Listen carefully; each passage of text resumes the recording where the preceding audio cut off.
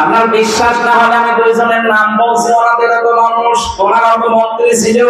আপনি খারাপ মনে করলো, আমি বাস্তবতা বলছি। এই পাবনার সন্তান মাওলানা মতিউর রহমান নিজামী, এটা ফরিদপুর জেলার সন্তান আলী হাসান মোহাম্মদ মুজাহিদ। কি তারা মন্ত্রী ছিল না? তারা এমপি ছিল না? তারা চালায়নি এগুলো। অণুবীক্ষণ যন্ত্র দিয়ে তো সারা দুর্নীতি খুঁজে পান না। আর আপনার ৩৬,০০০ কোটি টাকা মারি কাটি করেন এত বড় বাড়ি নিয়ে। কি সমস্যা? সমস্যা এটাই, আপনি তাকওয়া বোঝেননি। তাকওয়া নিয়ে আয়াতের ভেতরে ইত্তাকুল্লাহ ৯টা পয়েন্ট পেয়েছি তাফসীরে। সত্যি কোন মানুষ যদি তাকওয়া অর্জন করতে পারে, শুধু তাকওয়া অর্জন করলে হবে না, হাক্কাতুকাতিহি, যেভাবে তাকওয়া অর্জন করা দরকার। এর ব্যাখ্যা একটা ঘটনা পড়েছি। তাকওয়া যদি কোন মানুষ অর্জন করে, তার পরবর্তী প্রজন্মকে আমার আল্লাহ তাকওয়ার কারণে সাহায্য করে। অনেকে আসলে বলে হুজুর দোয়া করে ছেলে যেন আব্দুল কাদের জেলানির মতো হয়। আব্দুল কাদের জেলানি এমনি হবে? আব্দুল কাদের জেলানি জীবন পড়ে থাকেন তো তার মা কি ছিল? তার মায়ের যে পেট, এই কয়েক ইঞ্চি পেট কি বানিয়েছিল সে? আর আমার মায়ের পেট, আপনার মায়ের পেট কি? এর পরেও সন্তানটা মাত্র 7 বছর বয়স তার। আব্দুল কাদের জেলানি রহমতুল্লাহ আলাইহি মায়ের কাছে এসে একদিন বলছে, মা সত্যি করে বলেন তো, আমার এই পেটে রেখে কোনো হারাম কাজ করেছে? মা বলে, কি বললেন? না বলতাম না, আমি যা পড়ি আমার পড়া মনে থাকে না। আমার মনে হয় তুমি আমাকে পেটে নিয়ে কোনো হারাম কাজ করেছিলে, ওই প্রভাব আমার মেধার উপরে পড়েছে, এই কারণে আমার পড়া মনে থাকে না। মা জবাব দিচ্ছে, সন্তান আমার ওইরকম কিছু মনে নেই, তবে আমার একটা কথা মনে আছে, তোকে আমি পেটে নিয়েছিলাম 9 মাস যখন বয়স তোমার, তোর নানির বাড়িতে আমি ছিলাম। ওই সময় উঠানের উপরে রোদে শোকাতে দেয় আসার টক জাতীয়, এটা তুলে খেয়ে ফেলেছি। পরবর্তীতে জানলাম ওটা তোমার আপন নানির না, পাশের বাড়ির একজনের শোকাতে দিয়ে গেছে। বাবা আব্দুল কাদের, মানুষের জিনিস আমি যে না বলে খেয়েছি তোমাকে পেটে নিয়ে, মনে হয় ওই প্রভাব তোমার মেধার উপরে পড়েছে। যে মানুষের জিনিস না বলে খাওয়া কিন্তু চুরি, কারো জিনিস না বলে খাওয়া, না বলে নেওয়া, এর নাম চুরি। এর নাম কি বলেন? বলেন। এই একটা চুরির ঘটনা আমার জীবনে আছে, আমি জানতাম না, পরবর্তীতে তারপর আমি মাপছে নিয়েছি, কিন্তু খাওয়া তো হয়ে গেছে। বিজ্ঞান প্রমাণ করেছে 6 মাসের পরে পেটের সন্তান কিন্তু দুনিয়ার সবকিছু শুনতে পায়। এই জন্য মা বোন যারা এসেছেন, পেটের সন্তান রাখা অবস্থায় 6 মাসের আগে যাই বলেন এর পরে যে 4 মাস 10 দিন খুব সতর্ক থাকবেন। আপনি যা করেন ওটা কিন্তু মেধার উপর প্রভাব পড়ে। আপনি কোরআন পড়বেন, কোরআনের প্রভাব তার উপরে পড়বে। আপনি ভালো ভালো কাজ করবেন, ওইটার প্রভাব তার উপরে পড়বে। ডাক দিয়ে বলেছে, সন্তান আমার মনে হয় এই কারণে তোমার পড়া মনে থাকে না। ঠিক আছে, যাই হয়েছে হয়েছে, যাও। ভর্তি করে দিয়েছিল নাকি মাদ্রাসায়? পড়েছে মাদ্রাসায়। যে উস্তাদকে জিজ্ঞাসা করছে, স্যার আপনি যে পড়ালেন আলিফ বা তা সা, আলিফের মানে কি? উস্তাদ বলছে, আমি জানি না। জানি না মানে? যে জিনিসের মানে নেই, অর্থ নেই, ও জিনিস পড়ি আমি সময় নষ্ট করবো না, আপনি অর্থ বলেন আগে। আমি ক্লাস 3 একটা ছেলে পড়াতাম যখন বিশ্ববিদ্যালয়ে ছিলাম, কুষ্টিয়া শহর। পরে আমি বলছি, বলো আমাদের ছোট নদী চলে বাঁকে বাঁকে। আমাদের বংশে হুজুর দাঁড়ান, যে আমাদের আম একা বয়ে খাবো, আমাদের লিখতে 4টা অক্ষর লাগে কেন? আমি জানি না। আমাদের আপনি আগে বোঝাতে, আমাদের লিখতে 4টা অক্ষর লাগবে কেন? 3টা হলে হয় না কেন? পরের শব্দে ছোট নদী যাবো আগে, এটা বলেন। চিন্তা করলাম, আল্লাহ কি এরকম করে যদি এদেশের মানুষগুলো কোরআন কারীম বোঝার চেষ্টায় থাকতো, তাহলে আমার এই দেশে অন্যায় করা মানুষ খুঁজে পাওয়া যেত না। এতটুকু মানুষ কয় বছর বয়স হবে না? 6-7 বছর। এই 7-8 বছরের মানুষ যদি এই চিন্তা নিয়ে পড়ে যে আগে বলে না আমাদের কি করলে 4টা অক্ষর লাগবে কেন? আব্দুল কাদের বলেছিল, ওস্তাদ আমি পড়তে পারি, আগে বলে আলিফের কি অর্থ হয়। মনে বলছে, আমি সারা জীবন কত ছাত্র পড়িয়েছি, আমি জানি না। আপনি জানেন না আমি জানি, আমার মায়ের কাছে আমি পড়েছি। কি বলো?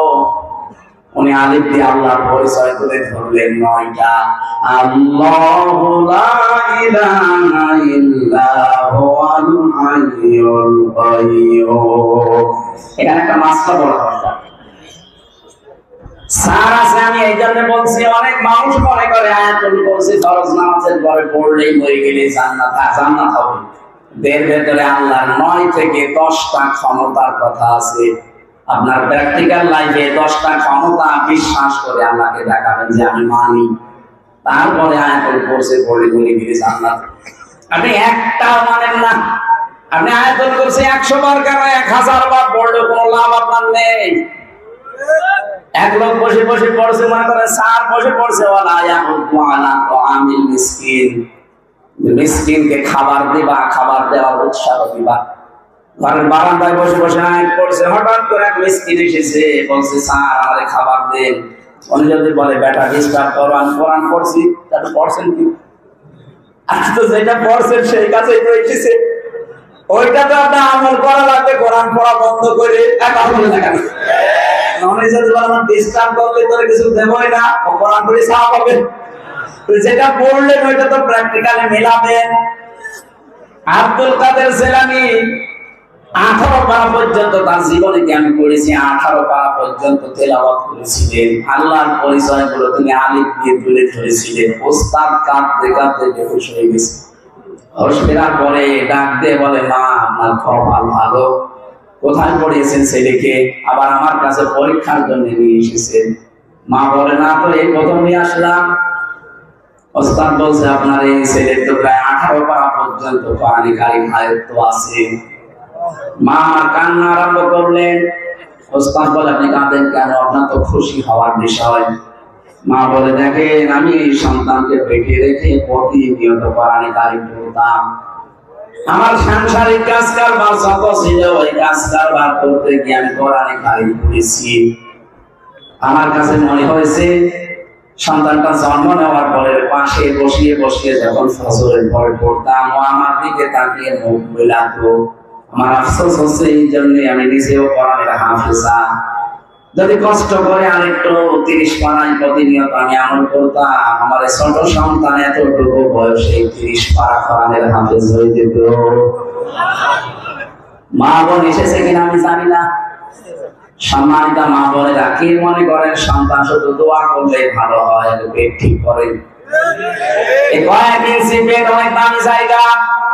কত মানুষকে আপনি দেখান, কোন নজরে দেখান বলেন তো? কত মানুষ আছে দেখি, স্ত্রী যদি একটু সুন্দর হয়, দিশায় মায়না করবে কি আরো সুন্দর করে সাজায়, মানুষকে দেখায় মোটর সাইকেলে করেছে, জিনিস আমার আছে, স্যার আছে বলে আমি বললাম না। ওই গোল চত্বর যেটা মজম করে, ওখানে একবার দাঁড়িয়ে আছে, দেখি একজন মোটর সাইকেল নিয়ে আসতেছে।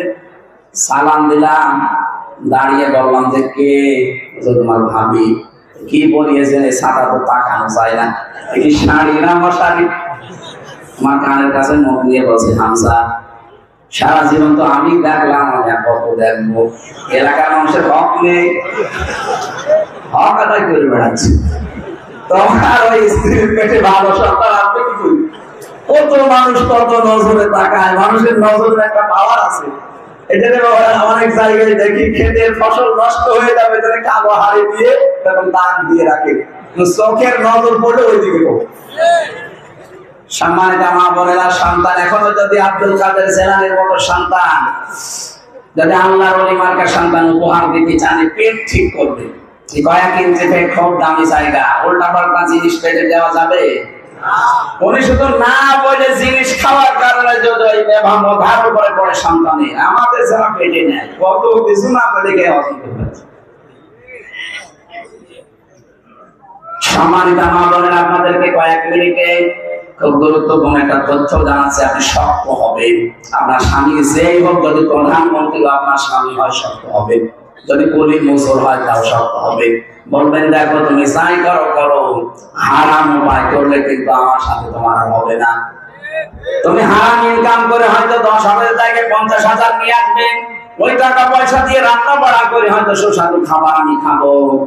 কিন্তু হারাম ইনকামের খাবার দিয়ে যে সন্তান পেটে আসবে কত জন্মগত ভাবে হারাম খোর হবে, বলেন? ওটা জন্মগত ভাবেই তো হারাম খোর।